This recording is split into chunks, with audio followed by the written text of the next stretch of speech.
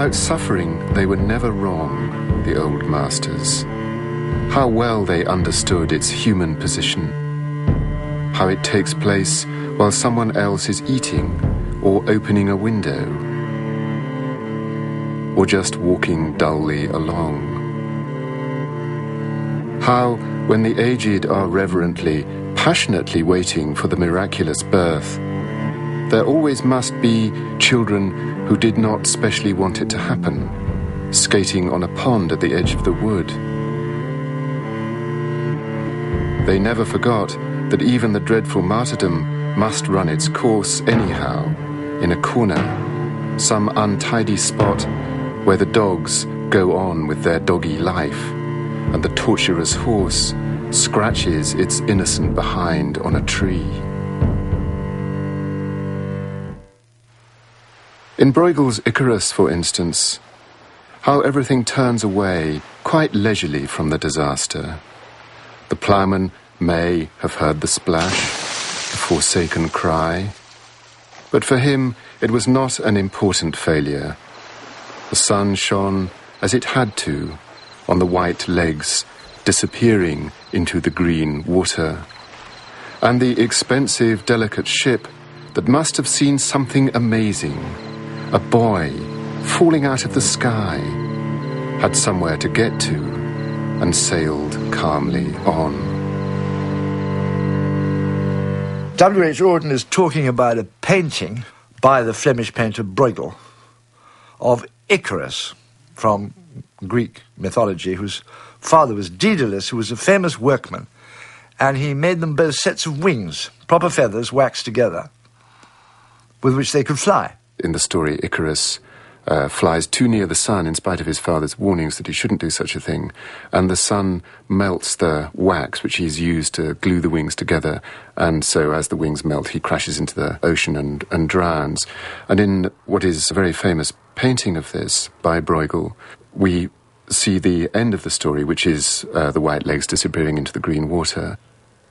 It is, through the medium of the painting, a poem which is, of course, as it tells us in the very first line, deeply, preeminently concerned with suffering. About suffering they were never wrong, the old masters.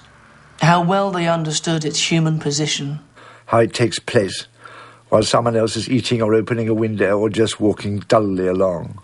Suffering will always go on, and it isn't always in the centre of the painting or in the centre of the screen. It is its nature to go on in the corners of life.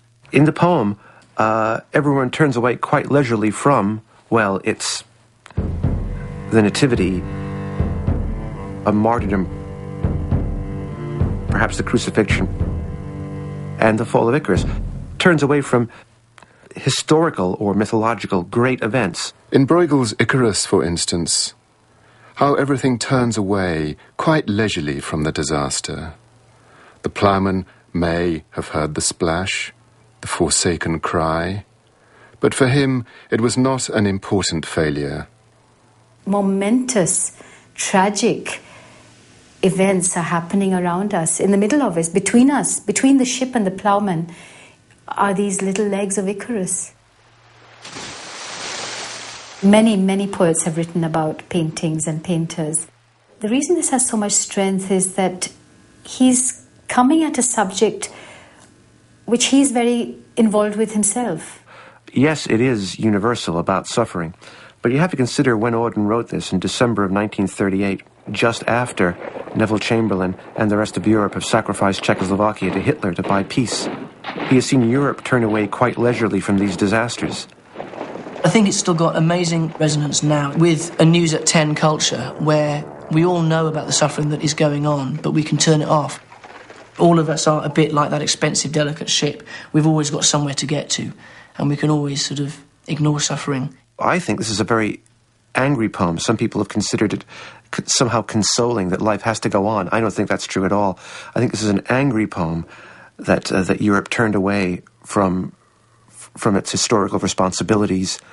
But that anger is couched in irony, a very savage irony. And the expensive, delicate ship that must have seen something amazing, a boy falling out of the sky, had somewhere to get to and sailed calmly on.